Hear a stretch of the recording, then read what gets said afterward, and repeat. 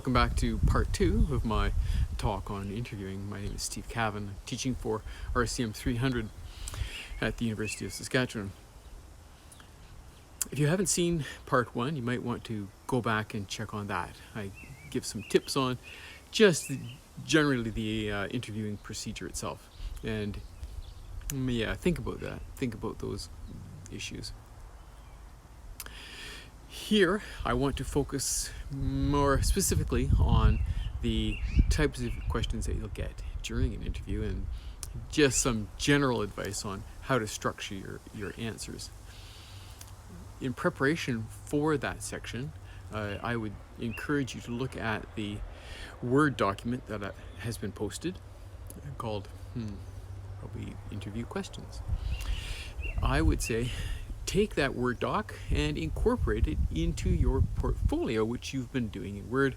If you saw my first talk on resume writing, I strongly encourage you to create a portfolio in Word. And as I said there, start off with a section with a table of skills, current skills that you have, and where you got them, timetable, the details that you can draw from when you're building your resume, because you want to build a resume for each job, a unique resume for every single job. Now, if you have your portfolio going, download those questions, incorporate it into your portfolio so that you can quickly refresh your answers to these questions. And I'll tell you, you do not want to be chewing over answers to some of these questions on the spot. You need to think of them in advance. And just think for a second. You know, you're given a question. Well, tell me a time when you've encountered a difficulty. You've solved an argument with a coworker, and you go, good question. Think about that one.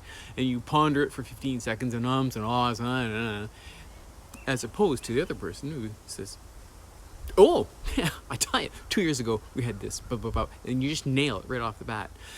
One person is humming and hawing, and like a 15-second hum-haw is a long time, actually. And the other person who just has the answers right there. They're prepared, and that comes through. It screams out, I'm on the ball. I know what I'm doing.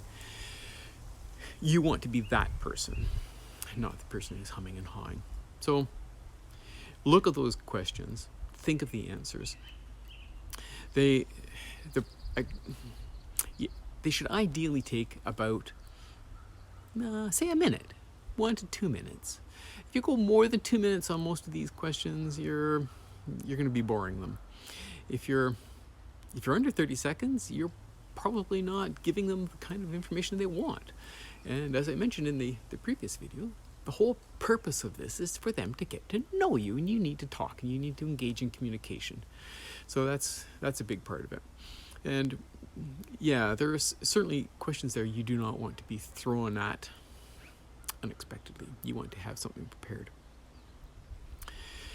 The other thing you need to think about is there's one question in particular that comes up. I know it's the favorite question of my son, and it's a question for which the correct answer is, well, I don't know. Now, he's in a technical field, and he knows that if someone really knows their stuff, they'll look at that and go, yeah, I don't know, but I'll find the answer. I'll look into it.